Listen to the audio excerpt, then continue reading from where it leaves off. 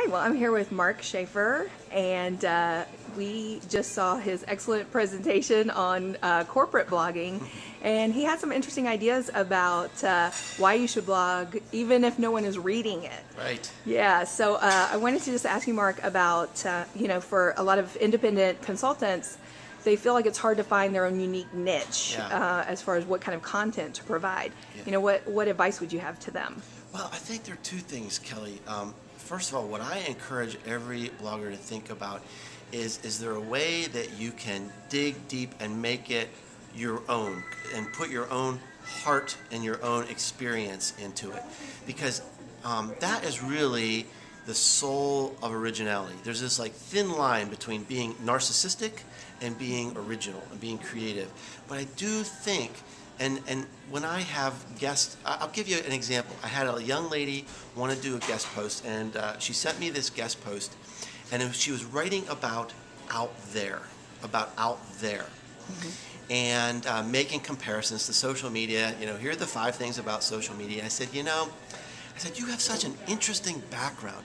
Didn't you tell me this story about how you're struggling as a single mom to keep up with all of this? I said, that would make this so much more interesting.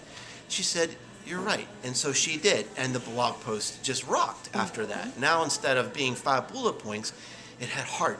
It showed a way that people can connect. So the first thing I would say is really try to find a way to make it human. I mean, that's what social media is all about. And the other thing I would think about is that sometimes we're too hard on ourselves. Coming up with something that's profound.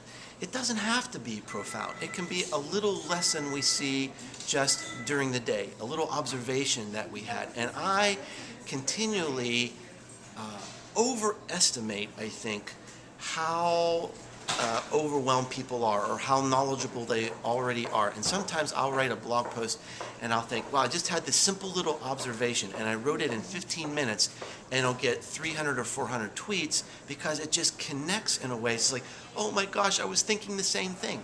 So it doesn't have to be profound. It doesn't have to be a PhD thesis. Just look for little observations in your everyday life and bring them to life. And I think you'll be surprised at how that connects with people. Well, that's great advice, Mark. Thank you so much. Thank you, Kelly.